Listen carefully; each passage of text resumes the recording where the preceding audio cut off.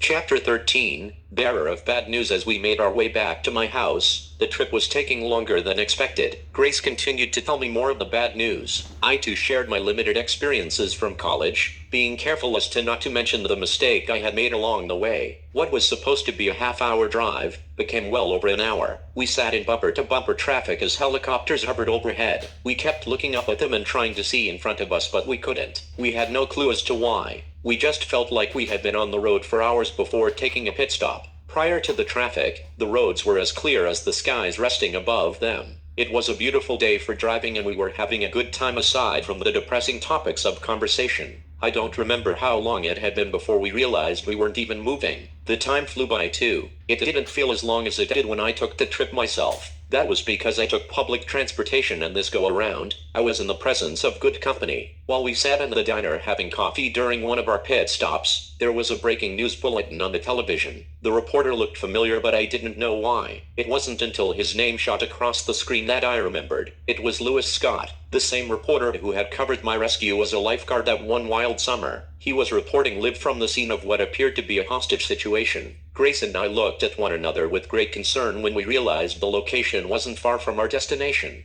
I had the waitress turn up the volume on the television. Lewis Scott said, and I quote, "I have learned from various sources that the suspect had a warrant out for his arrest. He was wanted for aggravated assault and attempted murder." After receiving tips from an anonymous source, the police had followed the suspect to the parking lot of a hotel nearby. Innocent bystanders later stated that they witnessed the suspect run out and get into a vehicle shortly after the police arrived. The squad cars surrounded the suspect as he tried to escape in what appeared to be a black police cruiser. Moments later, the parking lot then became a destruction derby for the suspect. That was just minutes before he became trapped, imprisoned in his own vehicle. There is no more information as to what led to this situation. I'm awaiting more details at this time. Right after Mr. Scott finished, he held his hand up to his ear. It looked as if he was receiving an incoming message. It seemed like we missed a lot of the story as Lewis Scott proceeded with more information. "I just got word from my producers and they have confirmed that the suspect has been identified as Bernard Knox. He is a U.S. veteran and an ex-police officer who was recently let go from the force due to a history of mental illness. He is wanted for aggravated assault and attempted murder. I have heard from recent sources that the victim has also been identified as Carlos Claros, who is presumed to be the assailant's son." As the story continued to unfold, both Grace and I were stuck in awe. Our jaws hung open like a couple wooden nutcrackers. I became sick to my stomach. It began to turn into knots and I couldn't finish my meal. Nothing made sense. No sense at all. Not in the least bit. I had so many questions that I needed answers to.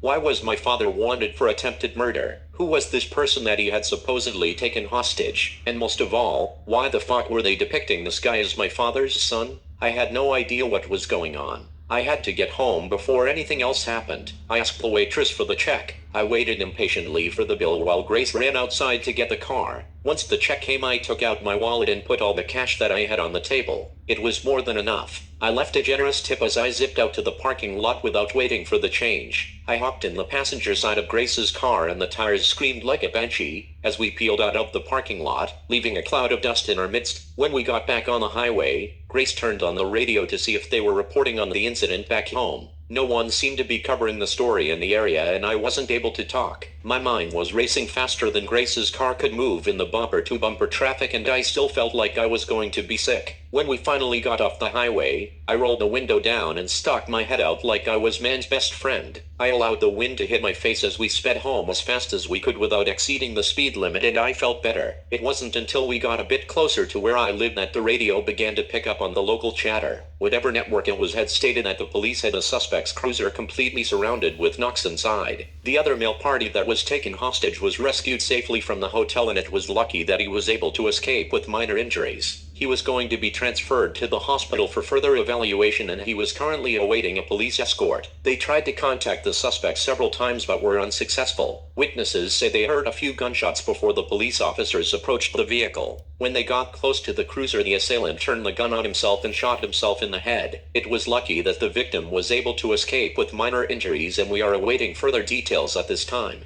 I couldn't believe what I heard. My heart dropped into my stomach and I could see Grace turn towards me out of the corner of my eye. When I turned to face her, she knew exactly what I expected from her. "I know I shouldn't do this, but," Grace said, as she turned in my direction with a few strands of hair in her mouth. There was a slight delay followed by the slowest wink I have ever seen. She then reached under the seat for her siren she kept for safekeeping. She put the cherry on top of the car, stepped on the gas and sped up the side streets. As we drove into town, we made our way towards the ravaged ruins of the strip mall, the same one my parents and I used to walk through daily. It was the same street where our family's gym sat empty, next to more windowless husks of what used to be successful family-owned businesses. We eventually got closer to the rotting decay of abandoned houses. You couldn't miss them. They were on the way to the train station and my mother's location of expiration. In conjunction, the radio station continued reporting the news. It just so happens, a few teenagers were killed in a drive-by shooting last night. They said that there were only 4 fatalities, and the use of the word only made it sound like it was a good night. To me, that only meant the nights prior were even more morbid than this. It really was a war zone out here now. Not that I would know. I just couldn't imagine things being much worse. I was raised in the suburbs. The only burning I knew of was in our fireplace, or God forbid I left the stove on when I was cooking for myself. Theft was something criminals did and riots were only read about in history books. They were surely a thing of the past. I could understand stealing food if you were starving, but burning down your own neighborhood never made much sense to me. Now my mother would say that this would be the time to make a positive change. She always talked about rebuilding the community, if my father ever decided to run for office. On the other hand, my father would say this was all by design to buy up the property for cheap. Regardless, it appears that our hometown had taken too many steps back in the wrong direction. I'm not sure it could be saved. I'm not even sure if it's worth saving at this point. Grace couldn't do anything but look puzzled as I thought out loud. She didn't know what I was talking about. That's when I pointed out how my dad predicted all of this. I reiterated a lot of things my father told me and I continued to preach. I told her that the mobs of protesters get infiltrated by government affiliates. These people blend in with the crowds and use the mayhem to mask their agendas. It was a fundamental tactic that many property or business owners use for insurance purposes. Grace struggled to laugh. She chuckled a little, before saying that I reminded her of my father. She said she used to listen to his stories all the time and I sounded a lot like him. The sad part was, I wasn't sure if that was a compliment anymore. As Grace and I slowly rolled down the road, you could hear the tires crushing the pebbles in the pavement. The neighborhood appeared to be more overcrowded than they were when I left. So crowded that the sounds of the tires rolling down the road faded away as the sounds of hatred raged on. You could smell the pollution in the air and the odor was so thick you could feel it hit your face. I could only hope the musk was coming from the dumpsters overflowing with garbage, not the decaying carcasses of rabid animals left on the side of the road. A collection of both used and luxury cars were left running, double parked on the street. While the hoodlums blasted their music and disturbed the peace, they sat on top of cars that likely didn't even belong to them. Drug addicts flooded the streets like zombies, and I don't use that term loosely, although it fits their attire. The suburban strays were literally sleeping while they were standing up. That was if they weren't seen stumbling through the streets as they sought out ways to get their next fix. The homeless were no better as they dug through the trash looking for anything they could call food. There were tents set up all around town because so many people no longer had a place to live. They were either evicted or they had their houses burned down by the owners for insurance purposes, which also prevented their tenants from squatting in the process. It wasn't just homes that were burned down either. By the looks of things, nothing was off limits to the anarchists. Protesters took out fertility clinics while other radical groups burned down churches as well. It was sad. Nothing was safe. Not even religious houses of worship, which used to be considered sanctuaries. Come to think of it, I didn't even see a squad car after we drove deeper into town. I used to see them on patrol making their rounds every 30 minutes or so. I remember because we would have to wait for police to pass while we waited to do a trick or trespass on public property. However, it was possible the police just weren't visible. Telling the difference between the police, the protesters and the criminals became very difficult after dark. It made spotting sleeper cells that were activated to provoke the riots damn nearly impossible. They blended in, but that didn't stop me from trying to spot them. As expected, we were forced to pull over as we came up to roadblocks and barricades. We got out on foot hoping to avoid anyone and everyone, especially the government agents. They were really hard to point out with all their masks and extra layers of clothing on. It's not like they advertised they were law enforcement either.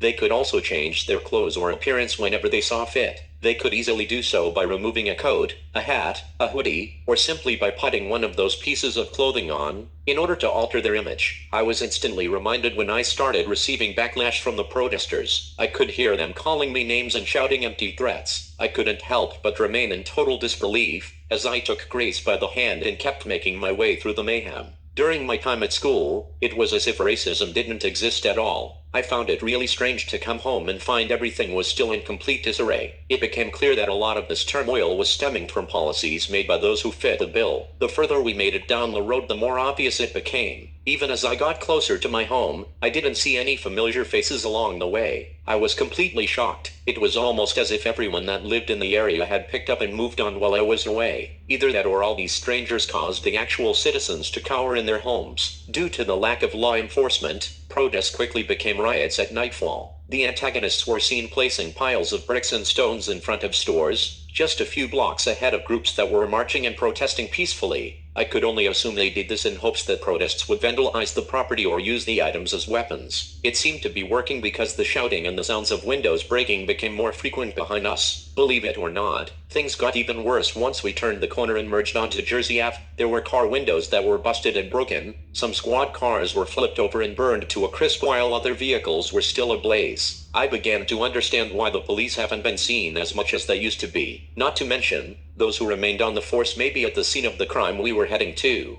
The only way to find out was for us to get there as fast as we could. As we approached the block that I lived on, we turned the corner and began coming down the grimy street. The whole block was lit up with red and blue lights, but it wasn't for the holidays. It was filled with police cruisers and vans from several news stations, along with that same chopper circling the scene. I had a really bad feeling, and my heart was pounding the entire time. My stomach was still in knots, and my hands began to shake as we gradually made our way down towards my house. Grace and I continued walking towards the lights as they guided us through the mobs of people. Little by little, we did whatever we could to get closer to the grimy essence in the distance. I became more nervous with every step I took, and I felt like I was going to be sick. I could overhear some of the incoming chatter from the walkies on the police officers standing by. I also heard some of the conversations being had among the bystanders, and it indeed sounded like something drastic had taken place. Grace and I quickly made our way through the herd, trying to gather some intel from the pedestrians by eavesdropping. I expected to see someone that I knew. I was hoping that I might be able to get some answers from someone. However, I still hadn't come across anyone that looked even remotely familiar. It was very hard to tell who some people were because many of them had masks on. Still, I wasn't wearing one and no one seemed to recognize me either. This was no longer the same town that I grew up in and I had no idea what to expect. So, I kept my head on a swivel as we slowly moved through the swarm.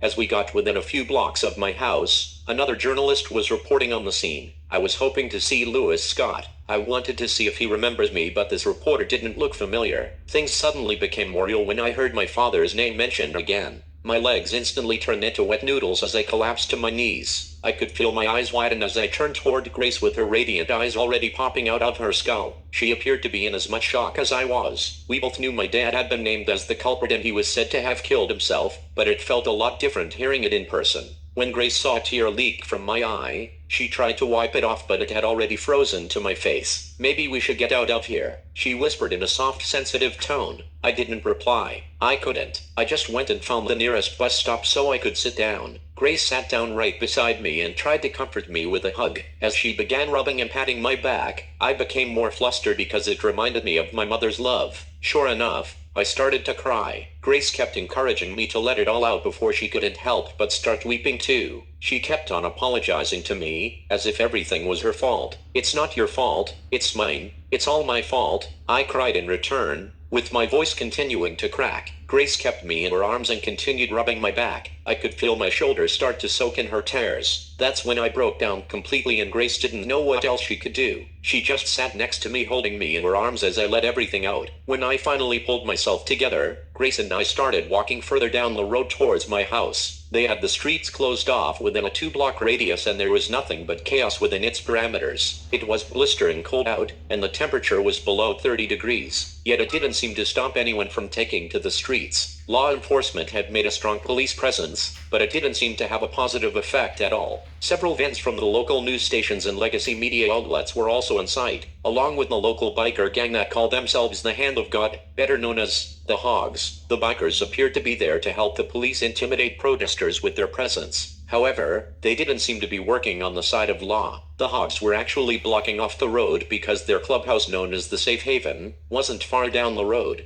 They didn't want it to be destroyed like the rest of the properties in the area, and their presence appeared to be working. The protesters had been kept at bay and the clubhouse belonging to the Hogs remained standing without a scratch. We got as close as we could to my house when we heard one of my neighbors from down the street carrying on. She was claiming that the police had arrived on scene before the SWAT team and news crews had. She swore that they stormed the house immediately after arriving on scene. She said, they ran inside like they owned the place and left the stove on. I remember it pretty clearly because she repeated that over and over, becoming more aggressive as she did. It wasn't a surprise that she was standing up to the law because her and her family were always in trouble. I didn't know them too well. I just knew the house belonged to someone named Strongham, who supposedly did about a decade for robbery. He was released early due to the pandemic and everyone has been referred to their house as the Stronghold ever since then. Grace noticed that I was on the verge of snapping. She said that I was becoming a danger to myself and everyone around me. She looked me in the eyes and made a clear indication to me that she was talking about herself when she said everyone. She had a really good hold on my hand. Her grip was firm and tighter than the first time I shot and fired my father's Glock 9. The only difference was, Grace didn't let go. Instead, Grace continued to pull me down the block back towards the car and kept saying how badly we needed to get out of there. We tried our best to avoid any more altercations as we headed back to where we had parked the car. Everything had escalated so quickly I had to snap out of it. I couldn't make out exactly what she was saying, but I wasn't fighting it anymore. We continued powering our way through the enormous amounts of people as fast as possible while hand in hand. The further we got down the block, the closer we got to the car and the further we got from where I wanted to be, which was home.